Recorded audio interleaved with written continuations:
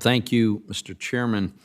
Uh, Many of us probably remember an incident from 2018, not that long ago, when demand for natural gas in New England during a cold snap ended with a Russian LNG tanker docked in Boston Harbor supplying gas.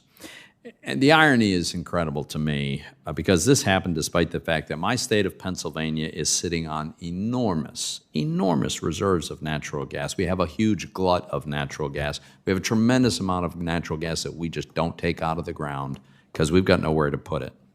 The U.S. is now the world's leading LNG supporter as of this year, but we haven't been able to complete a single pipeline to take this huge glut of gas we have in Pennsylvania and bring it to New England. And we can't because New York and New Jersey won't let us build the pipelines. My understanding is the last new interstate pipeline completed from Pennsylvania into New York was in 2011. The Marcellus shale boom had barely begun. So let me start with Mr. Butterworth. Does it make any sense at all to you that we leave gas in the ground in Pennsylvania instead of piping it to New England, and as a result, New England occasionally has to buy large quantities from countries like Russia? Does that make any sense to you?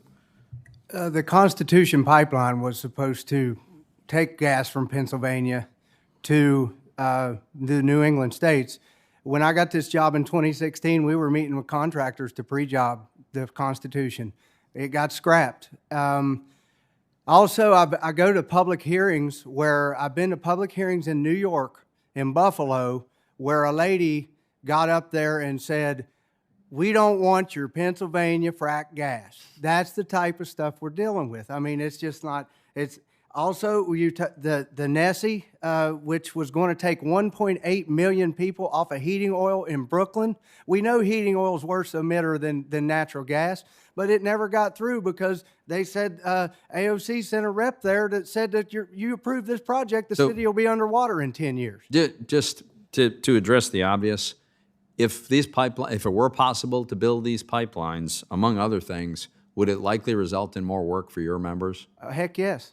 Heck yes. Mr. Eberhard, I'm not sure if you have any expertise to share with us on this particular question, but in case you do, it's my understanding that American energy extraction, oil and gas extraction, is generally held to a much higher standard of environmental quality than many other places in the world, including Russia.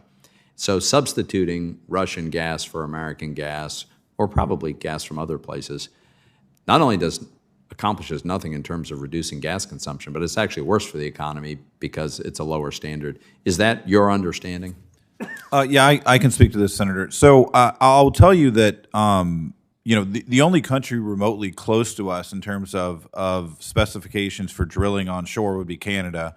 No one else is even close in terms of OPEC, the Middle East, Russia, Africa, Asia, to the environmental standards we have. So in terms of the condition we leave the ground in after completion of the job site, in terms of how much carbon is emitted during the drilling process, in terms of the natural gas from Russia or the Middle East or wherever is going to have to be transported. So there's carbon emitted and it being transported. When it's obviously much more efficient if it's transported via pipeline. So the conclusion is that harvesting the gas in America and transporting it inside America is vastly better for the environment because our standards are higher and the carbon emitted during the transportation is much, much lower. So to me, it's a no-brainer if you're concerned about the carbon emitted during the drilling process or the transportation. Thank you. Let me go back to Mr. Butterworth. There's a popular notion among some that the job losses from traditional energy projects like Keystone Pipeline or other pipelines, they'll be made up for with good, clean energy jobs.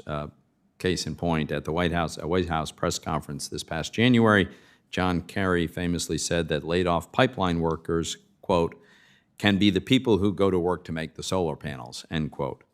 So I wonder, what do you think about that? Can your guys who can't find work making pipelines because we can't approve pipelines, can they just pack up and make solar panels? Every welder who comes to a pipeline project has to take a destructive test. These are highly skilled jobs that take years to develop those skills. I just don't know, and like I say, I'm an all of the above guy, but I do not know where the skill would be in building solar, and I don't think you can compare them on the skill level. Not that easily transferable. No, I don't think so. And I've never been contacted by anybody wanting to put my folks on these types of jobs. You've never gotten a job offer from a solar panel No, company? I haven't. I see. Thank you. Thank you. Senator Reed,